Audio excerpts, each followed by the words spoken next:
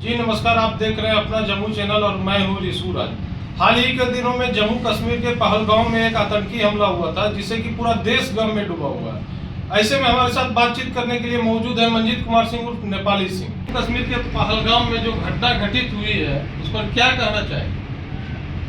इसे उसमें तो जो कार्रवाई हुई है उसका मैं बहुत निंदा करता हूँ, लेकिन अपने भारत सरकार के प्रधानमंत्री और गृह मंत्री पर मैं कुछ उंगली उठा रहा हूँ, सवाल कर रहा हूँ कि ये हमें लगता है कि एक साजिश के तहत कहीं ये घटनाएं तो नहीं हुई। कुछ दिन पहले प्रधानमंत्री नरेंद्र मोदी जी का वहाँ दौरा कैंसिल हुआ, आखिर क्यों? जिस स्पॉट पे ये घटनाएं हुए हैं वहाँ पुलिस की सुरक्षा उस पे क्यों नहीं?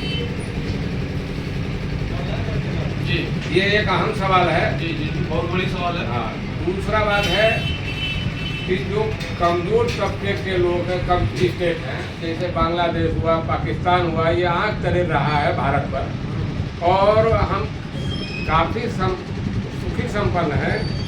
ना मैं गलत करता हूँ, न गलत का मुकाबला करने के लिए मैं सक्षम हूँ। तो आखिर मैं दूसरे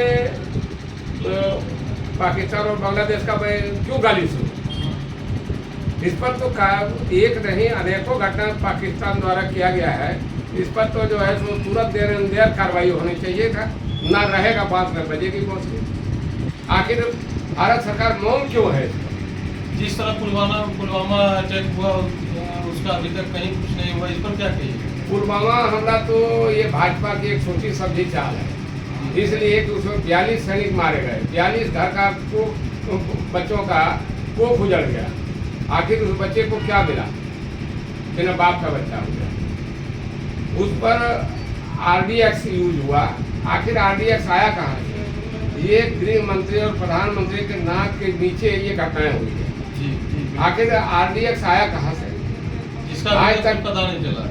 आज तक कोई उस पर कार्रवाई नहीं हुई, ना ये पता लगा कि वो RDX लाया किसने, यूज कहाँ से किया, कैसे वहाँ से कार से गया, उसमें इतने मारे गए तो किसी नेता का तो परिवार मारा नहीं गया। लगातार भाजपा वाले के द्वारा बयान दिया जा रहा है कि कार्रवाई होगी। आखिर कार्रवाई का क्या लगता है? आखिर कब तक? एक नहीं, ऐसी अनेकों घटना है।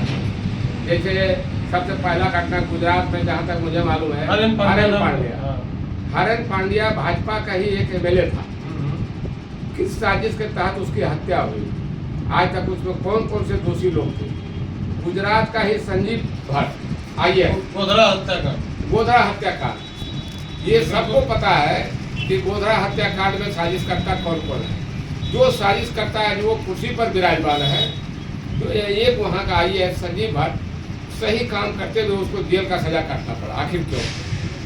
कब तक कार्रवाई हो? आखिरकार देखिए, सोशल मीडिया के द्वारा, फेसबुक हो या कोई अन्य प्लेटफॉर्म हो, भाजपा वाले के द्वारा लगातार बयानबाजी किया जा रहा है कि प्रतिक्रिया जो भी होगा। आखिर कब तक होगा? और यहाँ पर देखिए एक बात सामने आ रही है कि धर्म के नाम पर वहाँ पर नक्सलियों के द्वारा हत्या किया गया। आखिर क्या कहेंगे? नहीं, ऐसी कोई बात नहीं है। ये सत्य है कि जब जब वोट का समय आता है, चाहे किसी भी स्टेट में क्यों न हो, ये भाजपा के द्वारा ही दुष्प्रचार फैलाया जा रहा है। दूसरी बात है, आदमी हर कास्ट में कुछ ऐसे लोग होते हैं जो समाज को बदनाम करते हैं। जैसे हिंदू में भी कुछ वैसे लोग हैं जो समाज को बदनाम कर रहे हैं, मुसलमान में कुछ वैसे लोग हैं समाज को बदनाम कर रहे हैं। लेकिन कहीं न कहीं एक सोची समझी चाल है, और मैं स्पष्ट तरीके से मैं अगर उंगली उठा रहा हूँ तो ये भाजपा सरकार है, और ये भाजपा सरकार का ही देन है। इसलिए कि बिहार में चुनाव है। अब देखिए, हमारे प्रधानमंत्री को अभी रहना चाहिए था कश्मीर में, रहना चाहिए था श्रीनगर में, लेकिन बिहार में वोट के लिए परेशान है। बताइए, क्या कहा जाएगा? कश्मीर जैसे जगह सुरक्षित नहीं है तो बिहार के लोग किसे सुरक्षित महसूस करेंगे? सारे देश का नजर टिका हुआ है पुलवामा का ऊपर। जी बिल्कुल। ये जो भी फिलहाल जो घटना हुआ, पुलवामा हुआ जी, जो भी हुआ, लेकिन आज तक कार्रवाई क्या हुई? कार्रवाई के नाम पर भाग का 3 पार्ट, ना कार्रवाई हुई है ना होगी। इसलिए कि जब जब चुनाव होगा लोग मरेंगे, नेता सब मौजूद। अंत में जो भाजपा वाले लोग जो है सोशल मीडिया पर बयानबाजी कर रहे हैं, उनको क्या कहना चाहिए? वो कहने के लिए तो बहुत कुछ कहना चाहता हूँ, लेकिन नहीं बोलूँगा। लोग अपने बाप को बाप नहीं कहते हैं और दूसरे के बाप को अपना बाप समझते हैं। अगर गलती हमारे में है तो हमको स्वीकार करना चाहिए। आखिर आज तक कार्रवाई क्यों नहीं हुई? एक नहीं आने को घटना ऐसा है। और सबसे बड़ा बेवकूफ़ तो यहाँ की जनता है, इस देश की जनता है, तो हकीकत जानते हुए भी ऐसे ऐसे नेता को प्रश्रय दे रहे हैं, ऐसे ऐसे पार्टी को प्रश्रय दे रहे हैं। तो क्या मैं किसी एक नेता पर उंगली नहीं उठा रहा हूँ। सारे लोग हमा में नंगे हैं। आखिर कहा तो किसका जाए? अब मैं इसलिए बोल रहा हूँ, पुलवामा हमले का बार बार जिक्र कर रहा हूँ कि मैं भी एक फौजी का बेटा हूँ।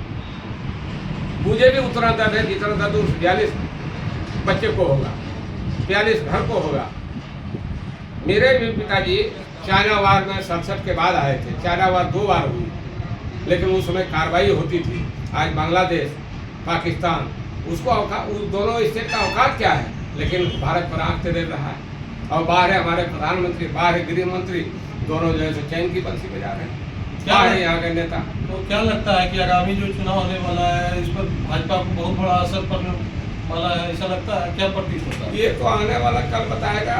अब जनता है, जनता ही मालिक है, और जनता के नज़र में जो सही होगा वो करेगा, वो सर्वमान्य है। हमें भी मानना होगा और लोगों को मानना होगा। चलिए।